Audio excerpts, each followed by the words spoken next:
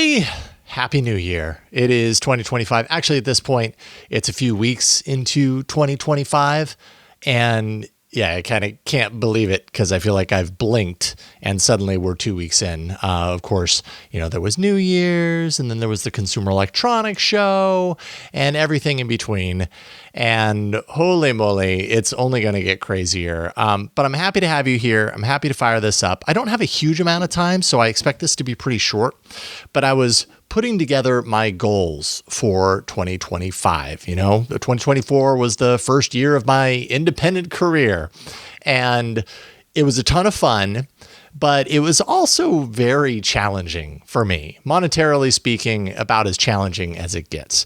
So I really have been trying to get really focused on how I approach 2025 through a different lens, how I do things more deliberately, and really kind of lay things out so I have a bit of a roadmap, a bit of a North Star to follow so that I can hopefully do 2025 better than 2024. And at the end of the day, if I do all that right, then I believe it means better content, better stuff that I'm creating that hopefully you like as well. So I thought I'd bring you into the fold, kind of share some of my goals with you, because one thing I know about goals is one of the best ways to make sure you stick to them is to share them. So it's not just you being accountable to yourself, you kind of have accountability to others. So anyways, hop on board. Let's take a look at some of my goals for 2025. It starts with this channel. And I think at the top of everything last year was this channel, which is to say that I felt like this channel was my number one roadmap to success. I've got to make it on YouTube and then I'm going to have a business. And I made the mistake that I think a lot of people make when they jump into content creation, is that they think right off the jump, they're going to create that video and skyrocket to the moon and everything's going to be, daisies. And it doesn't always work like that. It does for some, but it doesn't always. And I had to learn real quick throughout the course of the year that while the YouTube channel is very important and it's very important to me, there are other things that I can also do that can ensure that I can survive in this independent career. And so my first goal really is to play the long game when it comes to the YouTube channel, not see it as a quick sprint, but a marathon, as they say, slow and steady, wins the race, and really just kind of focus on maybe producing less videos. I don't know, maybe not. It just really depends. But I want to be focused on more thoughtful videos, right? Better quality, which isn't also to say that the videos that I create are going to have like 1 million edits a second and stuff. I've realized over the last year that that's just not my style. That's not how I enjoy creating. But I do want the content to be very thoughtful and thought out and strategized a little bit more than I had been doing in 2024, where often it was just like I'd wake up and be like, I'm going to make this video today. And then I'd do it and I'd have no clue whatsoever whether anybody wanted to watch it. And really, I had no clue whether I really wanted to make it, to be honest, in some cases. So, I could churn out videos very quickly. But really, I want things to grow. I want the videos to be something that I would want to click on and watch. So play the long game. Be okay with the fact that my growth on YouTube is going to take a little while. And I think I'm okay with that. Another thing is, of course, listening to you, taking cues from what people tell me they like. And one example I have of this right now is that the last couple of months I've been playing around with this vlog style approach to my videos. I did it at CES with a couple of videos. I did it at Made by Google. I've done it a few different times. Going out to New York, I have these opportunities, these trips that pop up from time to time. And that enables me to, I think what it is what I like about it is I'm experiencing a lot of these things in some cases for the first time. And so I feel like there's an opportunity to shine a light on the experience around these opportunities. Going down for the Android XR. That's what I meant when I said New York. I don't know where I was coming from with New York. I think I was talking about like DroidCon, which, by the way, I did plan to do a vlog video for DroidCon, and I shot a bunch of footage, and I ended up bailing on it through self-doubt. I looked at the footage and I was like, no one's going to want to watch this. And in hindsight, I wish I had just produced it and turned it around. Anyways, that gets me to my point here, which is that I've been hearing from a lot of you that you like the vlog style approach. And so really, I want to continue to take cues from you and lean into the things that you're liking, given I like them too, because at the end of the day, we kind of got to be on the same page, right? I got to enjoy doing what I'm doing in order to do them with my full heart. And hopefully you enjoy them as well. And this is something that I've actually really enjoying, the vlog style approach. Now, I'm not going to start vlogging my personal life, going into the kitchen after I'm done recording and making dinner and, all the mundane things in my life. But I see it as an opportunity to look at these events, these destinations that I go to for my job, for my work, and see it through the lens of, okay, I get to experience this. There's a lot of people, professionals in the industry who get to experience this and possibly take it for granted. Like they go there to do the thing. And I see my opportunity as to go there to do the thing, yes, but also to kind of capture what it's like to do the thing and to bring you into that experience. Again, comes back around to experience, right? My experience with technology and in this industry. So I plan to do more things from that perspective, so you can be there with me. More travel, more events. Last year, I did do some travel, some events. I think this year I want to try and focus on picking out more of those, not just the opportunities of like, hey, we've got a new device coming out. You want to come down and test it out. Like I will almost always say yes. If I can afford to do it, then I will absolutely go and do that. And I'll do some of that vlog coverage around that. But also taking a look at some of these conferences and events that come up that really touch into what I'm doing. And what really comes to mind here is with artificial intelligence. I'm doing AI Inside with Jeff Jarvis, and we've been going, and I'm going to talk about that in a minute, but we've been going for the year, and I'm getting, like, I feel comfortable with the way that we produce it now, but I feel like more doors can open if I put myself in a destination where there are people to talk to about that stuff, because through that inevitably come these conversations, come these relationships, these surprise discoveries. I had this happen in CES. I had some really great unexpected conversations with people about things that are going to fuel my business in ways that I didn't expect. In particular, I had this very random experience where I was in line for a very long line for breakfast at the place I was eating. And the guy in front of me was like, it's going to be a while before all these tables open up. You want to just sit with me? I was like, yeah, sure. And we sat down and it was fascinating. And by the end of it, we're like, okay, we're so keeping in touch. Like, let's see how we can, do things together in some way, shape, or form. And so, I want to do more of that because putting myself in the right place is also a good idea. It can be expensive.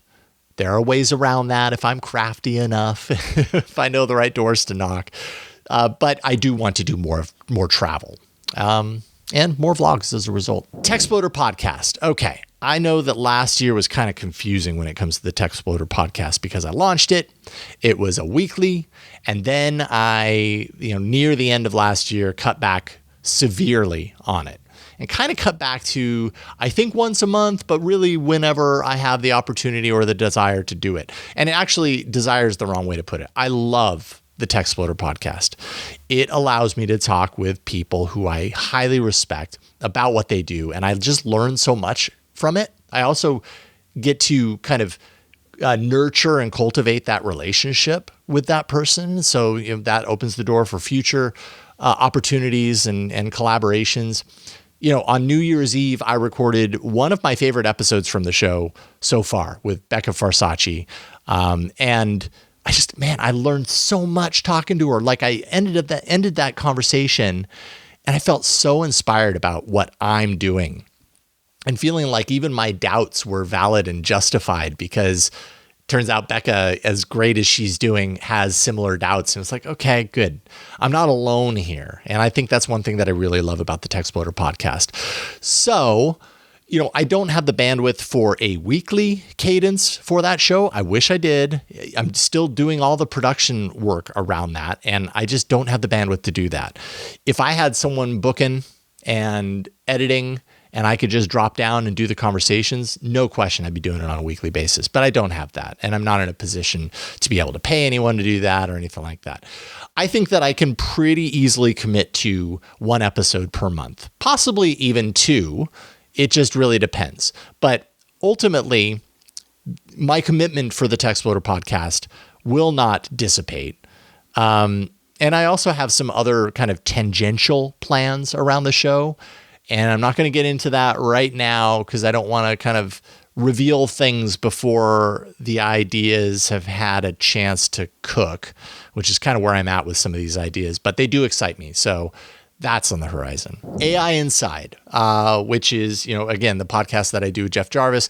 Absolutely love to do it. A large reason that I do AI Inside is because it keeps me connected to this growing technology. It gives me an opportunity to learn it on a deeper level, on a level that I wouldn't learn it at if I was just passively viewing it as it's happening versus talking about it and talking with Jeff Jarvis, who is wicked smart about all things. And then he brings his smart focus to the world of artificial intelligence. And it's just a perspective that I truly, appreciate. And what I want to do with AI Inside is I want to grow it, obviously. And I want to demonstrate that. You'll know that I'm growing it and that I'm making moves if I get an honest to goodness sponsorship, not dynamic ad insertions in the audio podcast. Although that's great. I'm happy to have them. They definitely help. But I want to find people who are running AI companies that want some sort of access to the listener and viewership that we have on AI Inside. The numbers on the show have, they've flattened for the most part since the very early days. The good news is that right out of the gate, it launched with really good numbers, a wonderful start out of the gate. But it hasn't really grown a whole lot beyond that initial audience base. On YouTube, it has grown, and the video product, is kind of proving itself a little more. But I want to do things that will continue to grow that. Bringing more authoritative guests on the show. We do that sometimes, Jeff and I. And if we focus on bringing more of those guests, and I'm talking, maybe a random person you've never heard of if the product is right, but I really want to get the people. I want to get the names that that you're like, okay, I got to listen to that episode. And it's not impossible. Sometimes you just have to knock on doors and reach out. And I've had some really wonderful names appear on the show already. And we've got some really cool bookings actually in the coming weeks coming up of names that you might already know. And that's the stuff that really excites me. And we won't sacrifice the news updates when that happens either. So thinking like a solid 30-minute conversation, top of the show, with news updates that Jeff and I, really enjoy doing. And I think I've heard from a lot of you that say, I do want the regular news kind of cycle discussion. And so if I'm bringing people in for an interview, I have to be sure that I do that and I don't sacrifice the news as well. And so it's kind of a combination of both. So 30-minute interview, let's say, 30 to 45 minutes of news, something like that, and getting those really solid guests, because that means that they end up sharing the episode out to their sphere. And that is a great start for growth. And speaking of growth, me finding guest opportunities on other people's podcasts. And this is a really big opportunity for growth. And I know in the world of podcast, this is, one of the top recommendations. If you want to grow your podcast, get on other people's podcasts, because at the end of the day, that puts you in front of their audience. That gives their audience a chance to learn who you are and learn what you're all about in the safety of the world that they already know, which is the podcast that they're dedicated to. And that's just a really wonderful opportunity to kind of grow awareness around AI Inside, around our, the podcasts that we're doing. It is a bit intimidating for me, and I'm going to be completely upfront with that. It forces me out of my comfort zone, which is not a bad thing, right? I'm not afraid of being forced out of my comfort zone. I'm trying to get better at it. It requires me to reach out to people I don't already know and make a case for them to join on my show, or for me to join them on their show, which is something that I'm a little bit better about because of my years doing Tech News Weekly. I was always reaching out to people I didn't know. And at this point, that becomes a little easier. But I think the bigger one for me is it forces me to be okay with what I know and maybe don't know when I go onto their show. Because I just love to be prepared. And my shows, anyone who does shows with me that I do the show notes for and prepare for knows that I go into a lot of detail with my notes. And part of the reason is because I like to have the information there, but also in going through that level of detail to create the notes, I have reinforced my own learning around them. It's kind of like that old saying, like, actually now I can't even remember the saying, but it has something to do with like the best way to learn something is to teach it because it really reinforces your knowledge when you have to like explain it to someone and go into detail and everything. I recognize how important this is for podcast growth. I really need to do this. I need to get over myself because I think the fear that crops up there is I'm going to go on somebody else's podcast about artificial intelligence and they're going to bring up a topic and they're going to ask me my thoughts on it and I'm going to be blank. That's like my ultimate fear. It's like, I don't know what to offer to this conversation because you know what I mean? It's like when I have the ability to prepare about a thing in a conversation, that's one thing. But if it's just come on to our AI podcast and we'll talk about different random topics and it'll go wherever it goes, I can fly with that. But I'm constantly kind of concerned that I'm going to reach a point to where I can't fly with it. And so that's my fear. It's probably an irrational fear, but I need to get over it because it's a great way to grow podcasts. Be open. This is kind of along the lines as well. Be open to more opportunities for collaboration. And when I'm looking at, my podcasts, that's one thing. Collaboration is really important. And I kind of do that. But as I was just saying, I need to do more of that. But also for my YouTube growth. Techsploder does help on this front. Like I said earlier, it puts me in direct contact with people who are doing it out there. And I did, by the way, this is kind of a little bit of news. I just this week began my new twice weekly hosting gig for my good friend Tom Merritt and the Daily Tech News Show crew for the DTNS briefing. This happens every Tuesday and Thursday. And these opportunities help me in a number of ways. I mean, aside from being in contact with people, collaboration potentially means more work, more exposure, all that kind of stuff. It helps me to not feel so alone in the independent world. And I've definitely mentioned this before. If you follow other creators talking about their jobs, they will probably all tell you that this can be a really lonely existence, just hanging out in my studio here. And I got my dogs and I love them, and I got my family and I love them and everything. But I'm not in an office sharing space with real people. And these moments of opportunity around collaboration and that sort of stuff really help because they put me in touch with the other humans who are doing similar things. And they make me realize, like, I'm not doing this alone. It feels like I'm doing this alone a lot of the times, but there's a lot of really wonderful people out there. They want to work with me. I want to work with them. And sometimes it just takes me reaching out or whatever the case may be, or one of us having a creative thought on what that could look like. And that makes me really happy. So I need / want to do that. Lean into writing even more. Now, this just came up at the end of this year pretty much. I am now a freelance writer for Digital Trends. I actually just filed 3 articles from the Consumer Electronics Show that are going to go live on Digital Trends throughout the course of this week. So very excited about that. That will be 4 total articles for Digital Trends so far. Not that I'm counting. And then Micro Center, which I also did a CES article for around creator tech from the Consumer Electronics Show. Got 2 articles for them. And the beauty of this, after this is kind of funny, but super true. After a full year, 2024, of making next to nothing money-wise, Suddenly with these freelance gigs, I have a few ways that I can shake some trees when I really need to and make some money.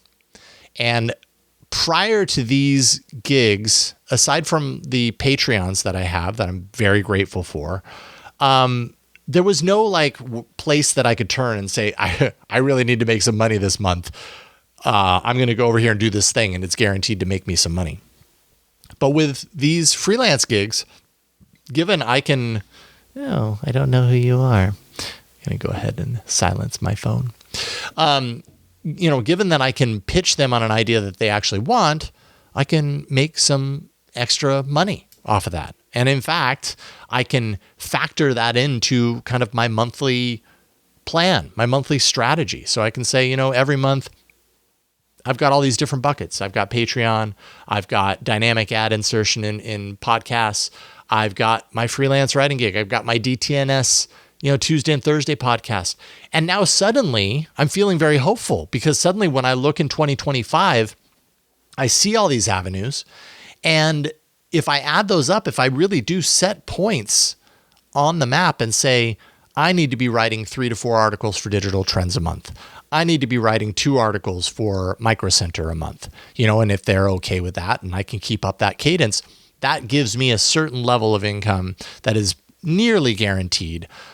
And that's just really helpful for my sanity. It's really helpful because, it's not, I can't even stress it. And I'm sure some of you have experienced this, but I have lived my life, my adult life, making regular, steady income. I've never worked for myself.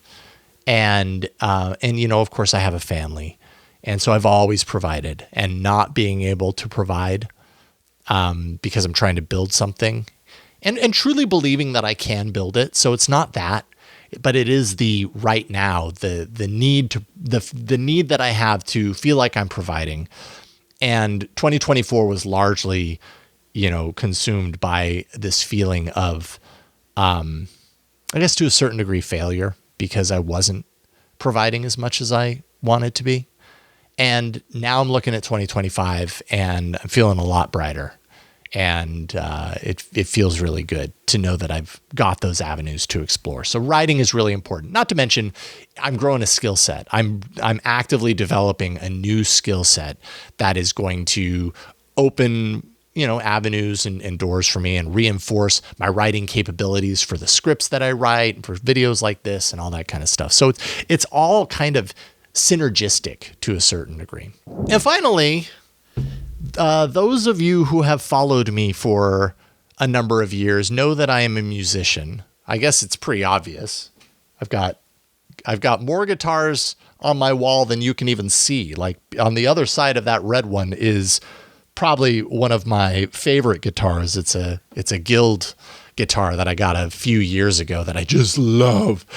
Anyways, the reason that I say this is because I'm a musician and I have, released a couple of albums under the artist name Yellowgold. If you go onto Spotify and do a search for Yellowgold, Fever Dreamer or Ever One or The Mellower, you'll find my music. And Yellowgold, by the way, has never been a money-making thing. It is pure desire. It is pure passion, right? I make music because I enjoy making music, and there's just always this musical thread running through me. Chances are, if I'm walking around the house or out on the street and you run into me, right before you ran into me, I probably had a song that, an unwritten song that I was writing in my head. It's like default for me at this point. Some 25, 30 years later, it's just what I do. And my last album, Fever Dreamer, I think came out in 2018. I haven't really released any new material since then, but I've been recording over that time. And I've got almost, I think, pretty much a full album's worth of material prepped, not quite ready to go, but pretty close. And I keep putting it off. Like I would have loved to release it last year, but I had too many other really important things going on, and I couldn't justify taking the time to focus on that and make that happen. And so I figured this was an opportunity for me to just speak it and say, 2025 new Yellowgold album coming out. That might not matter to 95% of you, but it matters to me because a lot of really important things have happened to me since 2018 in my personal life. And largely the music that I write is very intrinsically connected to what's going on in my life. And in a certain way, it's kind of like a diary, which I think a lot of artists would probably profess. But, and anyways, so, I don't know when that's going to happen, but I know that stating it now will almost certainly assure that it happens. And already my wheels are turning ever since I kind of decided to put this on my goals list. And I'm, I have all this material recorded. I'm actually really, really proud of it. And so I guess, if you care at all about indie music, then go on Spotify and follow my one-person band Yellowgold, one word, and you'll find some new music hitting your feed sometime this year. All right, with that, I think I have to round this out. I actually have to prepare for Android Faithful, for tomorrow's AI Inside, for Thursday's DTNS briefing. I mean, the train doesn't stop moving, and you know what? That's a good thing. I'm really happy about that and grateful that the train is not stopping and in fact continues to go on and that you're along for the ride. So thank you for your support. Thank you for being here. Thank you for listening to me ramble for, I don't know, almost a half an hour. I did not expect this to be that long. You guys are awesome. I really appreciate you and your support and having you here with me on this wonderful ride. Who knows? Maybe in, a couple of years, we'll look back and we'll reference this video and we'll be like, wow, things were so much different then, because check out what Jason's up to now. That's what I really hope. And I'm playing the long game, like I said earlier. Thank you for playing that game with me. I'll see you guys later. Take care.